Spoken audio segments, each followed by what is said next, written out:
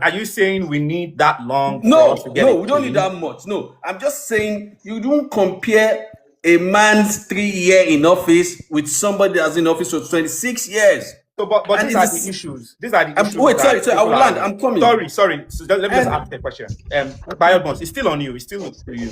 So specifically, for example, Tinubu had said, if there's no steady electricity, do not vote for me. I'm coming there, Debo. I'm coming there. Now, he left, before mentioning Paul Kagame, he mentioned Singapore, and he said one man made it happen. Liu Kuan Yew, whatever, was in office for he was in office for almost 50 years, for Christ's sake. That man was in office for 50 years. He was not a Democrat. He was an autocratic leader, for Christ's sake. Paul Kagame is an autocratic leader. These people can do stuff without the assembly, without the National Assembly, without the ministers. They can actually single-handedly make their word is law in their country. You cannot compare these people with Tinubu that's been in office for 3 years. If Tinubu needs to borrow 1 naira, he needs the National Assembly. Now, that's not, I was just trying to clarify, in painting it like these guys in 1 year, 2 years, they made a difference. There's no room for comparison. And when Peter Obi mentions Singapore all the time, I just look at him as somebody that's ignorant. Now, Tinubu has been in office for 3 years, basically. And what has he put in place? He's been trying to put in place certain things that are not cosmetic solutions. He's been trying to put in place solutions that will actually solve the core of the Nigerian problem. Now, he mentioned going to Bagada Hospital, and they have 2 dialysis machines. Now, to start with, Bagada General Hospital is under the Lagos State government. I'm very sure you know that, Debo. Yes, I do. Did you? So if Bagada General Hospital has 2 dialysis machines, if Ikorodu has 2, if Ikeja has 2, that's Lagos State government using the blueprint of Tinubu at work. What I expected him to say is, in Anambra, where Peter Obi left, if you go to Oka General Hospital, they have 20 dialysis machines.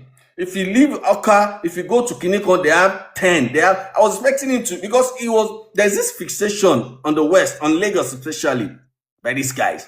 They'll tell you Peter Obi is the best, but they won't tell you what Peter Obi did in Anambra. So I was expecting him to say, if 2 dialysis machines is too small for Bagada Hospital and General Hospital, Peter Obi actually bought 10 for his own while he was in office. But we've seen a Peter Obi that made 0 impact in Anambra. 0. Okay. Now, the reason I said 0 is because as at the time Peter Obi was leaving office in 2014, Anambra was nearly overtaken by erosion, which Peter Obi found no solution to.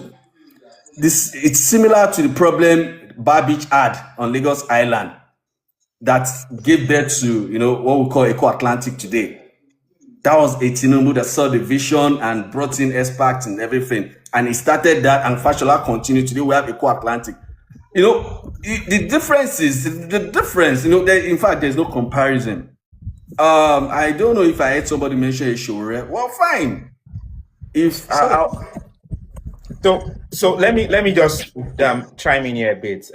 So the when people compare Anambra and Lagos State, when it comes to internally generated revenue, IGR and stuff like that, Lagos State certainly has more population and certainly has more income generated. So that argument is always there. I am sorry. Let me ask one. And sorry, based on IGR, there's an analogy. Sorry, let me quickly give us one just in 30 seconds. Why Peter Obi was in office? Peter Obi came into office in 2006. There's someone that is similar in IGR, Cross River State, as at the time when we had Donald Duke that was in office. The IGR of Cross River and Abia are quite similar. They are close. Donald Duke built a Cross River that became the pride of Africa. Now, it was not, when people say Calabar was clean, it wasn't just about Calabar being clean. He built things like Tinapa, what's it called? Tinapa, he built Obudukatu Ranch, he did a lot of things with that slim IGR. And as at the time he left, there was nobody close to him, in that axis when it comes to little IGR and everything. So the IGR or not is not an excuse, because Abia, for instance, has Ariara market, they have Aba market. Cross River does not have Aba, they don't have Ariara. Let's get BJ to chime in a bit. I'm sorry, BJ, but please just give me. I'll round up in exactly 1 minute, please. Now, I want to just debunk a few things he said. He said Lee Kuan Yew stayed for a long time, autocrat, agreed. He said Paul Kagame, autocrat, he's been there for a lot of years, I agree. Has he heard of the president of Argentina, Javier Milei?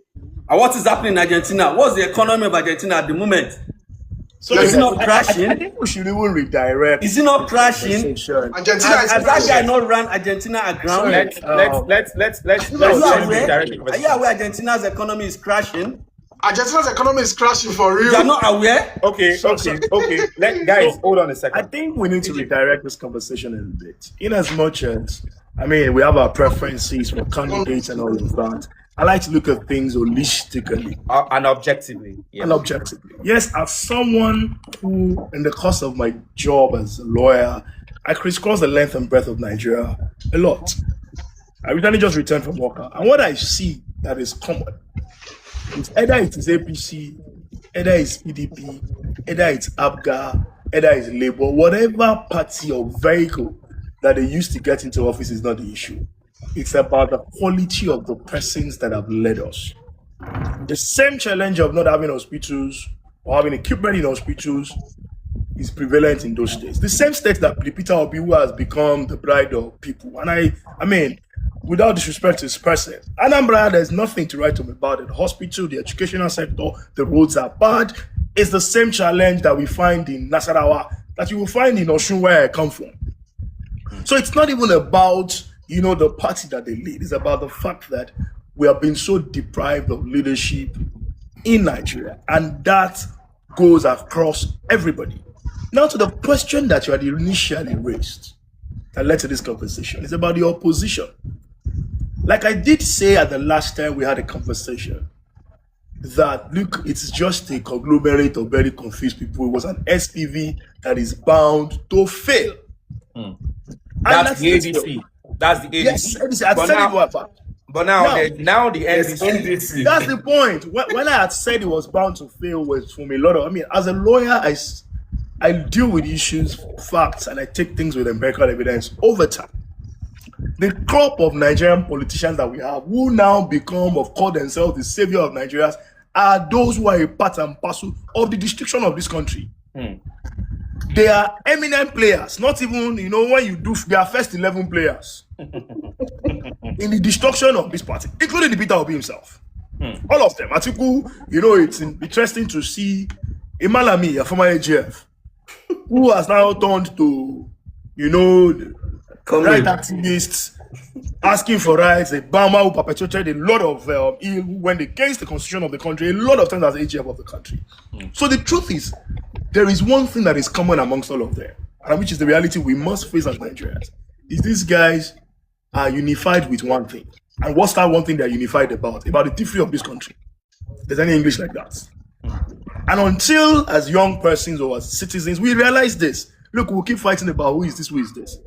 And I'm also sick and tired of hearing very ill-prepared sets of people who have all their lives been used to getting money from government coffers, who have built nothing of themselves other than being politicians that have made money from this country.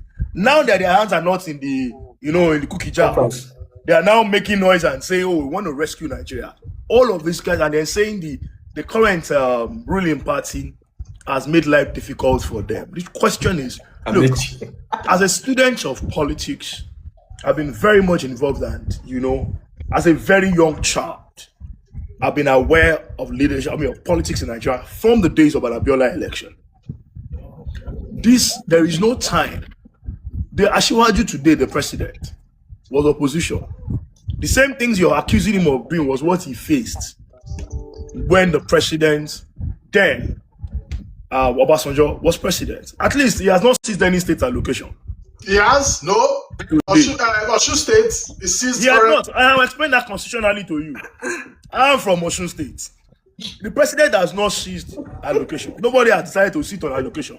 There's an issue with local government allocation because some sets of persons were sacked from office illegally. All right. So the issue of an Osun is on one end. The point I'm actually trying to drive. Okay, so sorry, Mr. BJ. Sorry. Let me wrap up a bit. I want to go get debunked that. If you have a context for the Osun allocation, let me land. But there's a context for Lagos allocation also. The points are. I like to distill issues clearly. It was not what happened in Lagos was a matter of somebody sitting down to say, because there was creation of more local governments or local council development agencies. It was unconstitutional. It was unconstitutional. I disagree with you. That statement that is unconstitutional. I actually disagree, and I'm coming. I don't want to. I mean, because we don't have the time, it is not unconstitutional. There is a process to it, and the process that Lagos State government had taken wasn't unconstitutional. It was. There is a part to end. I mean, to close it out. The points I really want to drive home is the fact that look. Opposition, these men need to do the work. You must till the ground. You must sell to us as Nigerians what you want to do differently from these persons. Not just, grandstand, go up and down and be telling us opposition is being crippled. Hold the fort. Give us a different agenda. I cannot listen to an article. There's nothing new he's coming to tell me. There is nothing new Anamechi wants to tell me. Anamechi was governor for 8 years, who was minister for 8 years, and nothing has really changed. Then it's now the person who is telling me that they've seen a new light. They have a solution to Nigeria's problem. So in reality, the opposition has not lived up to his expectation as opposition. Because of their selfish interest is why they are breaking into pieces. All about selfish agenda.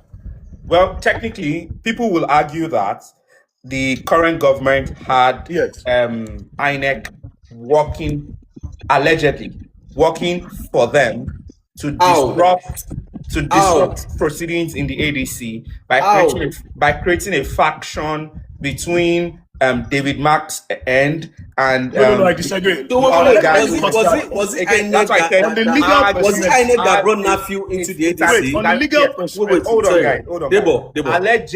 Allegedly.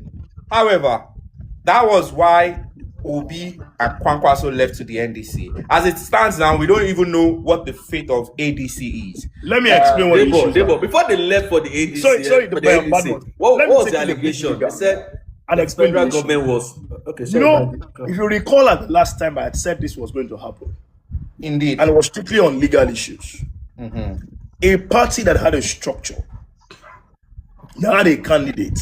Some persons woke up overnight, jumped into the party, and the next thing they became chairman of the party. There are constitutional provisions in the party for assumption of leadership.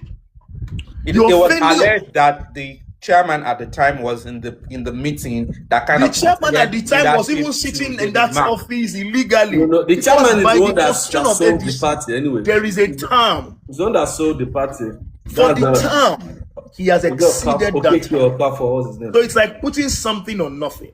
But without having to go into the merits of the matter, what happened? You were before a court.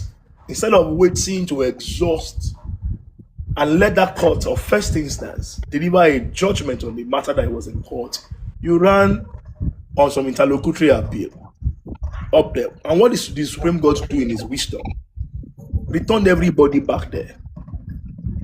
Go back and exhaust and distill the issues, argue the issues and get a judgment from there before running around. The reality is that, look, these persons are just grappling for power anyway, which way. One, it must be clear to Nigerians that all of these sets of people do not have the interest of you and I at heart. So it's about a selfish agenda, it's about grappling power. And that is why Peter Obi, because having understood that he cannot, and this has been a Peter Obi's style over time. A man who cannot face a battle, he's unwilling to go to primaries or to be challenged. Everywhere he has gotten ticket, he has gotten that ticket. He's gotten on the platform. So in ADC, he has seen the mind of an Atiku, and he has seen the handwriting.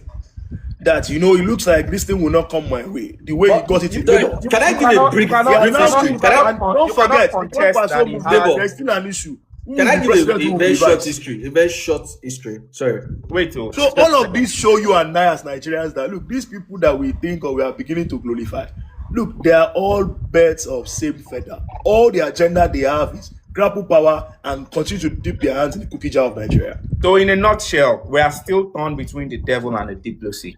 Oh yes.